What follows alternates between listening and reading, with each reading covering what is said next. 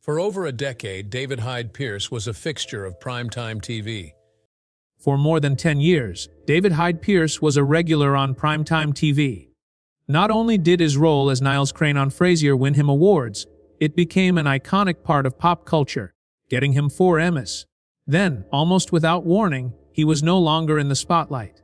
There were no crises or big news stories, just a calm step back. Fans were left thinking if it was because of burnout or a personal choice. There's something going on behind the scenes. Pierce was already going in a different direction once the cameras stopped rolling. This direction had nothing to do with Hollywood. What took him away from the spotlight? Also, why hasn't he come back? Keep listening to find out. David Pierce was born in Saratoga Springs, New York. He will always be known as the sarcastic and nervous Niles Crane from the TV show Frasier. He later added Hyde to his name to avoid confusion with another character named David Pierce. But he had been making art for a long time before that. Even when he was young, he was already good at art. He played the organ at Bethesda Episcopal Church and went to Camp Cabalan as a boy to spend the summers. There he did more than just act in Gilbert and Sullivan shows. He was in charge of them, and one of the shows was HMS Pinafore. Pierce went to Yale University after finishing from high school in 1977. At first, he was a music major who wanted to play the piano, but as time went on, his tastes changed. As his love for the stage grew, he changed his major to a double major in English literature and theater studies. Pierce did a lot of acting on campus at Yale. He was in, directed, and even led the Princess Ida show put on by the Yale Gilbert and Sullivan Society. By 1981, he had gotten his Bachelor of Arts and left behind not only a diploma, but also a string of great performances. After getting his degree, Pierce went to New York City and worked as a security guard and sold ties at Bloomingdale's to make ends meet, while also continuing to train as an actor at Michael Howard Studios. As he was just starting out, he got the part of Laertes in an off-Broadway version of Hamlet with Kevin Kline. His first show on Broadway was Beyond Therapy, a comedy by Christopher Durang in 1982. The political sitcom The Powers That Be, written by Norman Lear, was his big break on TV. Pierce played Theodore Van Horn on that show. He was a sad senator who fell in love with the maid. This scene seemed oddly like one from Frasier, where his character Niles pines for Daphne, the Lev, in Physical Therapist. It's interesting that Frasier was never supposed to have a brother role. In the beginning of Cheers, Frasier was shown to be an only child. A casting assistant saw a strong similarity between David Hyde Pierce and a young Kelsey Grammer, and came up with the idea of Niles. The producers were interested because of the similarity. Pierce was asked to meet with them, and even though there wasn't a script yet, they talked about who this brother might be for almost an hour. For example, they thought Niles might be a Jungian and Frasier might be a Freudian. Soon after, they asked him to play the part. Frasier was first shown on NBC on September 16, 1993. It was a spin-off of the popular sitcom Cheers. Radio therapist Frasier Crane, played by Kelsey Grammer, was at the center of the show. Grammer was already well known to viewers from his time on Cheers. Frasier picked up with his character as he started a new life in Seattle, Washington, after his character left Boston. Even though the spin-off was based on a well-known figure, it quickly became its own thing. Cheers was about the everyday lives of working class bar regulars, while Frasier was more about being funny. It has a sophisticated style and a much drier sense of humor, more like a British comedy than an American show. At first, there weren't many plans for Frasier Crane's role on Cheers. He was supposed to be Diane Chambers, a Shelley Long short-term boyfriend, in order to make things awkward between her and her ex-boyfriend Sam Malone as Ted Danson. However, fans liked Frasier so much that the writers made him a regular on the show, even after Long left. When Cheers ended, Frasier had become such a well-known character that it seemed only right for him to have his own show. But Frasier wasn't just an extension, it was a new story. In the new show, Frasier's wife was divorced, and she was given full custody of their son Frederick. This was done to start over from the beginning. Because of this choice, The spin-off didn't have to depend on the Cheers cast and could instead create a new world around Frasier. In Seattle, Frasier's life was remade with a whole new group of interesting people. His younger brother Niles Crane, played by David Hyde Pierce, and their father Martin Crane's John Mahoney, were at the center of the group.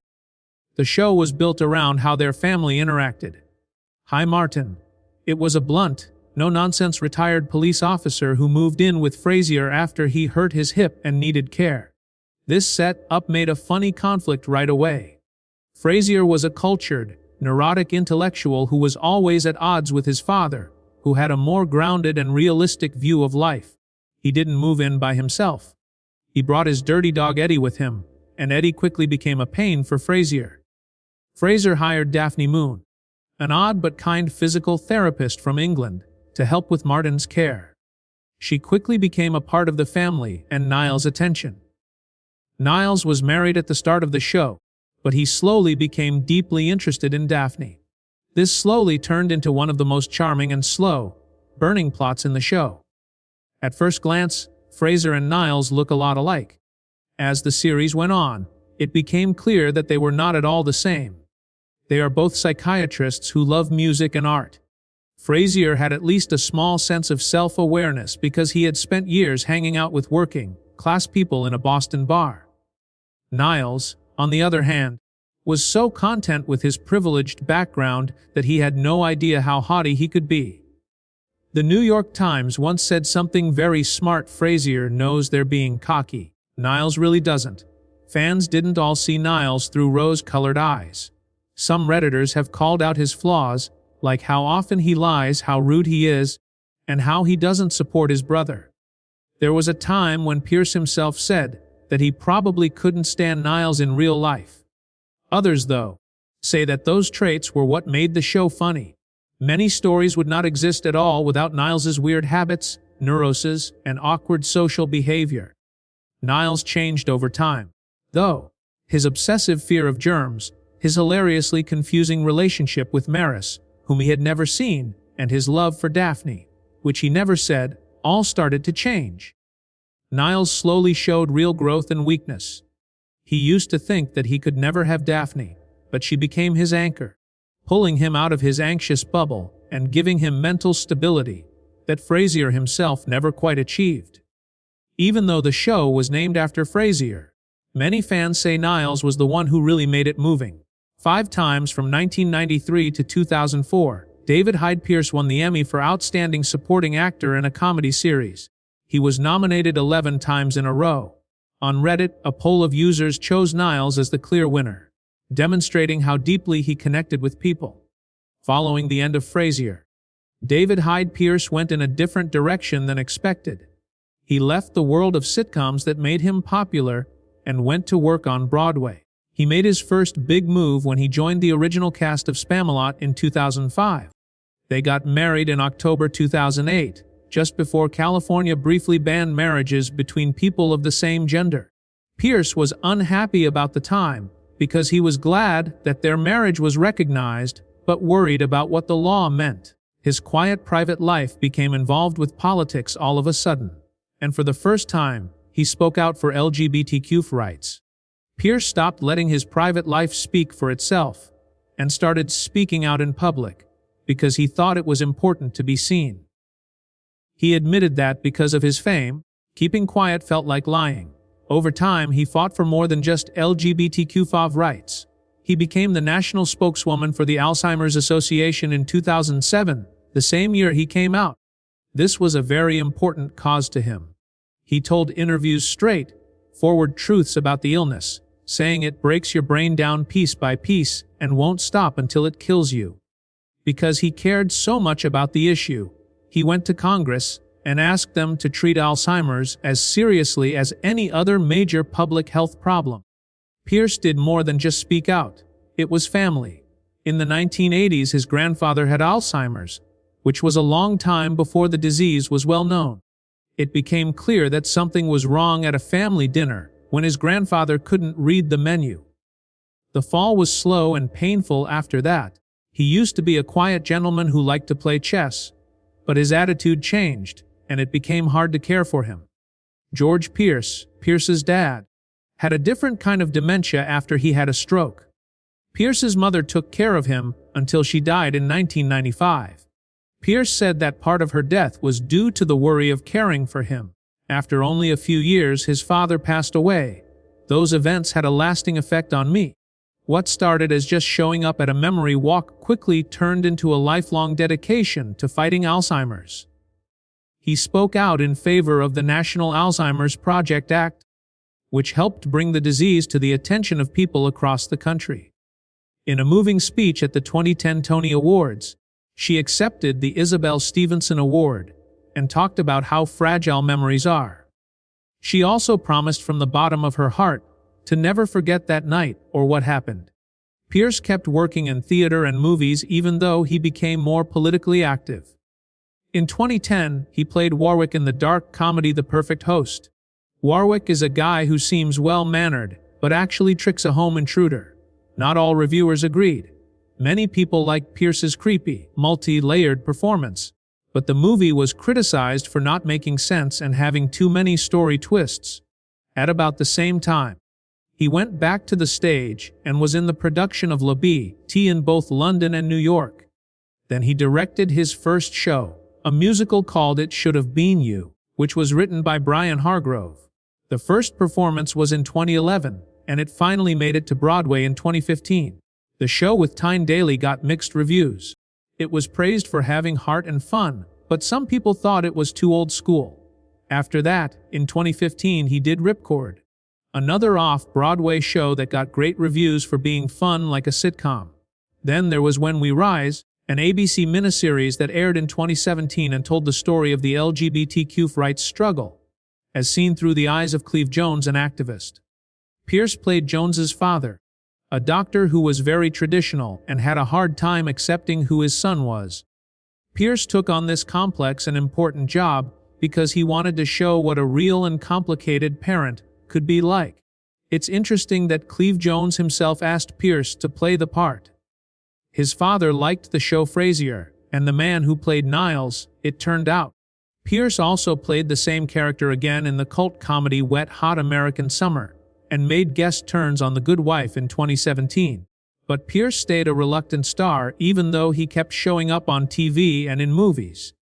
In the same year, he said in an interview that fame never really fit him. A newspaper tried to get his mother to do an interview by saying they were from the Boston Globe. This was early in his career.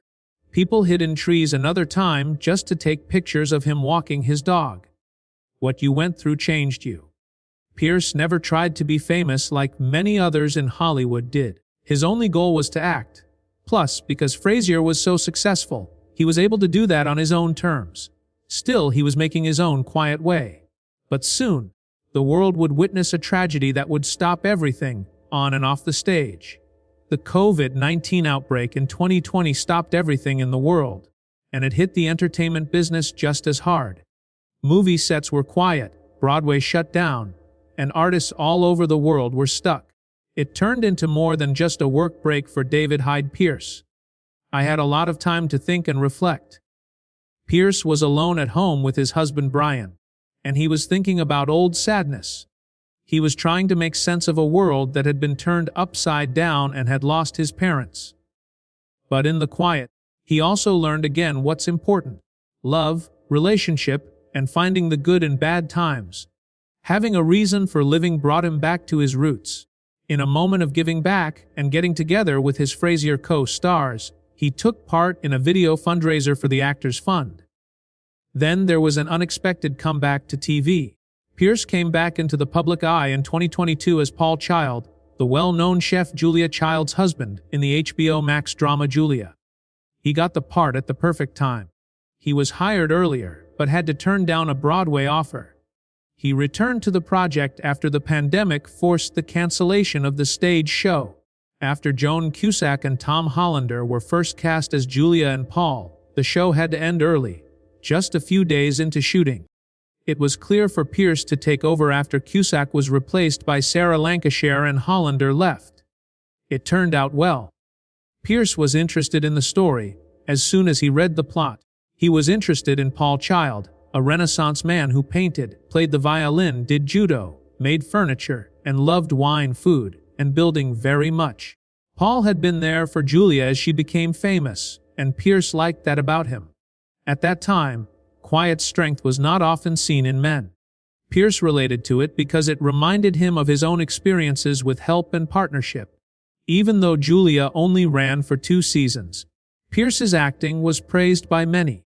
The show gave him a chance to show a different side of himself, into a story with a lot of characters that showed adult relationships and complicated personalities. At the same time, Frasier fans were excited to hear that the show would be back in 2023, almost 20 years after it finished. But something wasn't there.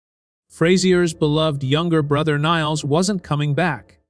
There were new characters and a new setting in the revival, which made many viewers wonder why David Hyde Pierce didn't play his famous part again. It turned out to be an easy answer. Pierce had already promised to marry Julia, but he was also working on other things, like the show Here We Are, which starred Dennis O'Hare and Bobby Cannavale. In conversations, Pierce was honest about his choice and said it wasn't about rejecting Niles or the show. He had loved every minute of his time on Frasier. At this point in his work, though, he was more interested in taking on new creative challenges. He thought that he wasn't needed for the reboot to work. He thought that Frasier could, and maybe should change into something new, like how the first show did when it split off from Cheers. He didn't want to leave Niles alone because he didn't care about him, but because the character in the show had meant a lot to him. When Kelsey Grammer came back as Frasier Crane, he confirmed that Pierce's choice was well thought out. It wasn't possible for Pierce, Jane Leeves, Perry Gilpin, and the late John Mahoney to be reunited with the rest of the Legacy group. Grammer saw it as a chance to start a third act for Frasier, putting the character in a new place with new people and new stories to tell. Niles wasn't there, but his presence was still felt through David Crane, who played Niles and Daphne's son. A lot of famous characters, like Roz and Lilith, made cameos, but there wasn't any of the sibling rivalry that was so important to the original series.